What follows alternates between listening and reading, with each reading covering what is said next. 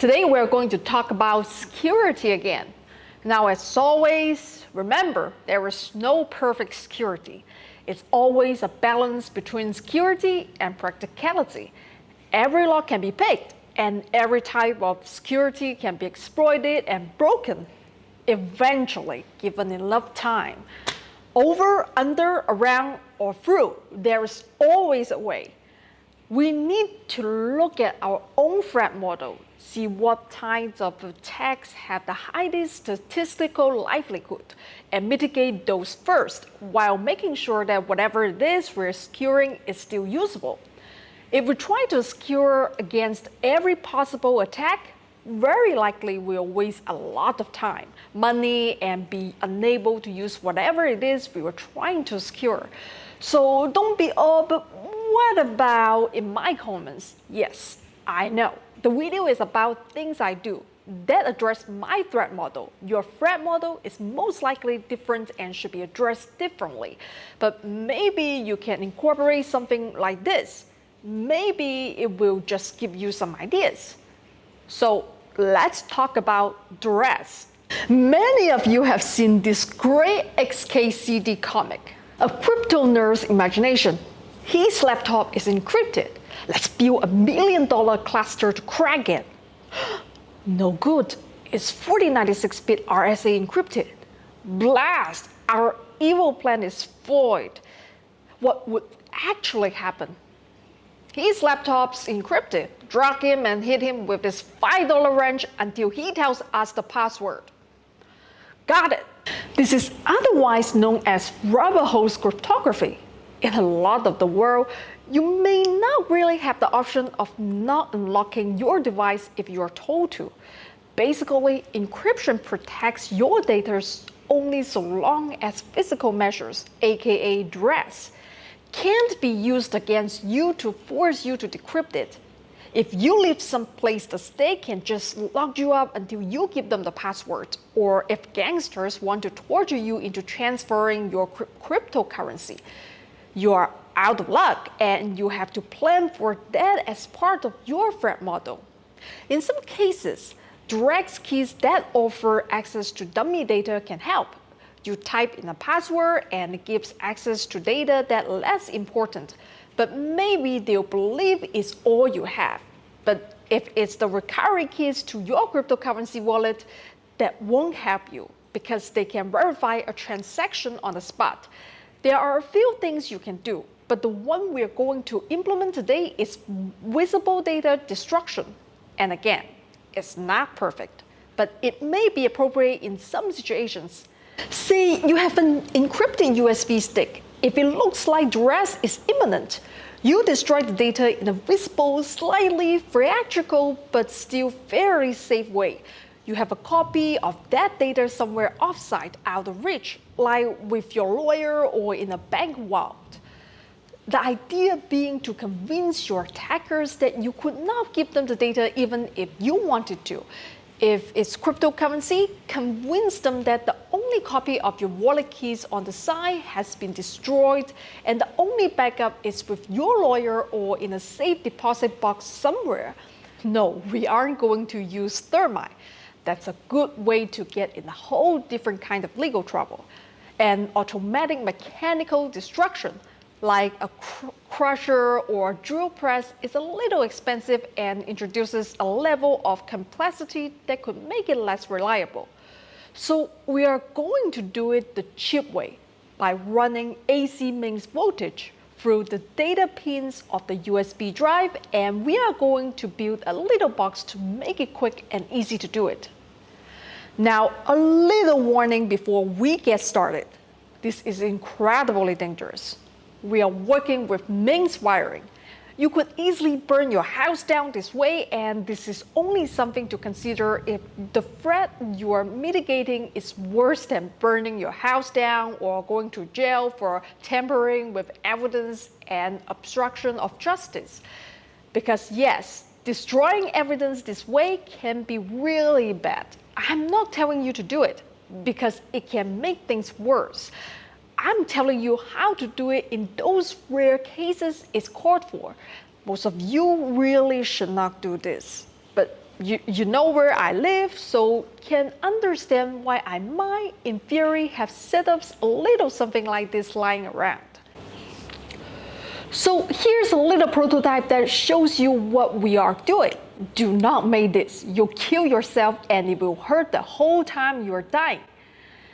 We've got an AC plug on one end and 2 wires connected to the center, 2 connectors of this USB adapter, pin 2 and 3. Now you can't just wire this up to a normal USB socket. Well, you can, but just once. Every time you use it, it melts the socket where it connects to the USB drive and you'd have to solder on a new one. So this little green connector is an easy way to make the device reusable. Okay, I've got it all set up, but just to be safe, I'm going to turn it on over there.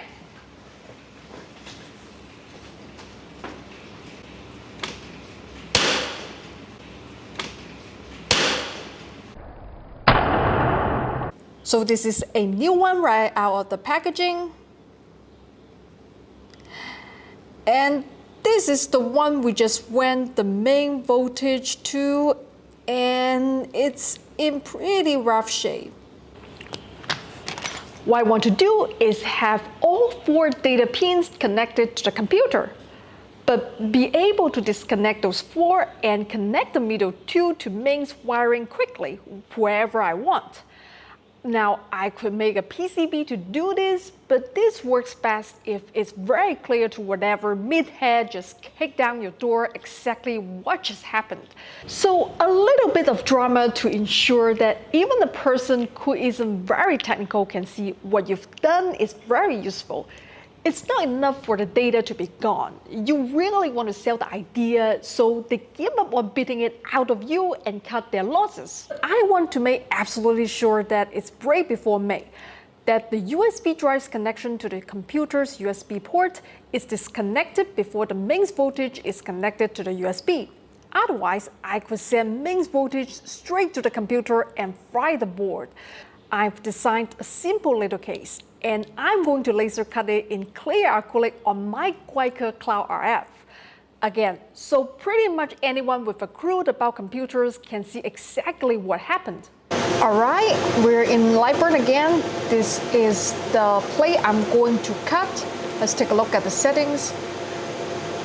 The speed is 15 and max power is 1990 passes 2. Okay,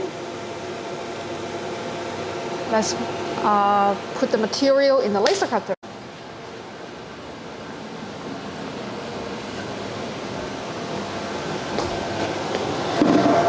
I'm going to use the clear acrylic.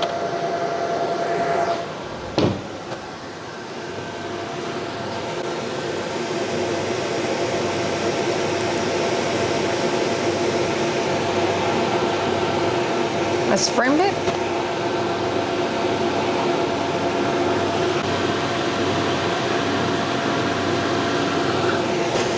Okay.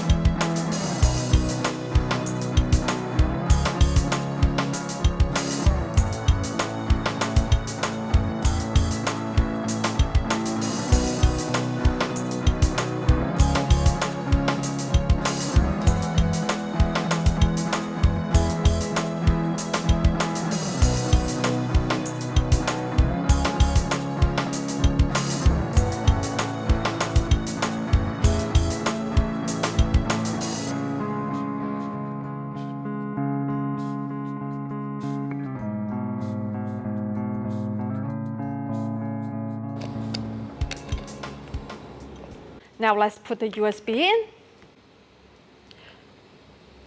You can see on the screen, test USB. But if I'm working away, I can see all my files. Someone suddenly tried to knock down the door.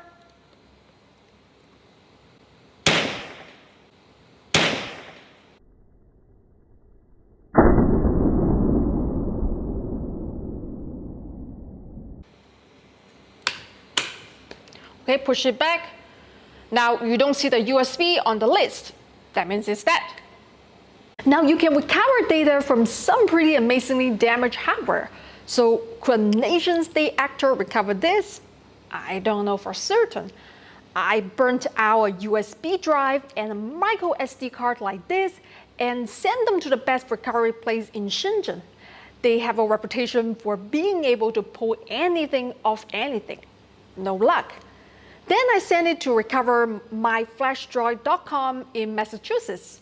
They have a reputation as being one of the best recovery places in the US. They said no go and could not recover anything.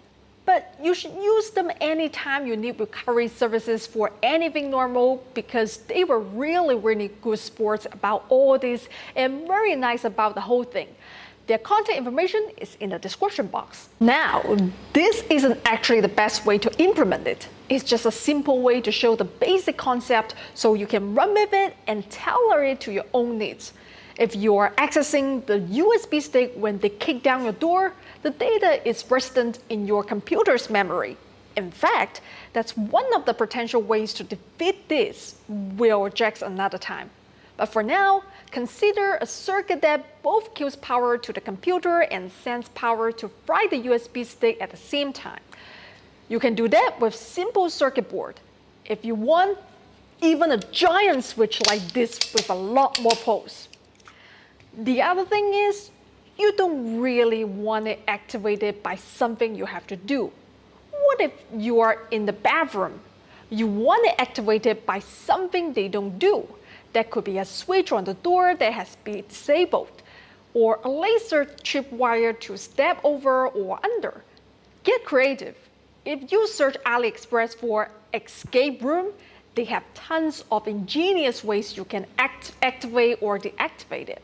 Just make sure that it's something that's fast and easy or you'll just disable it, and something you won't forget or you'll go for a lot of drives burning them all out. Finally, before you go off in the comments about how you're sure this company or that agency can recover it, maybe we don't know for sure. If I were a government agency, I would certainly spread the rumor that we could recover anything from anything to discourage people from trying. So far, at least places that ordinary consumers have access to can seem to recover a droid destroyed in this way. Talk is cheap, so I propose the following. If your company tries and can recover data from a regular SanDisk Cruiser 16GB USB drive that has had 220 volts run through the data pins for 10 seconds, and you send me some evidence at this email address, I will mail you one with a keyword saved on it in an ordinary text document. The first company that tells me that keyword, I'll do a follow-up video telling everyone your company recovered it. And I'd love to show everyone a little video of the process if you make one. I know it will probably be expensive, so I'll try to make it worth your while. And I think everyone will agree that if you can put it off and recover data of a drive destroyed in this way, you deserve some recognition. That's it for today. Hope you enjoyed this type of video. In this case, even though I can do it, you probably should not. And be glad you don't have reason to.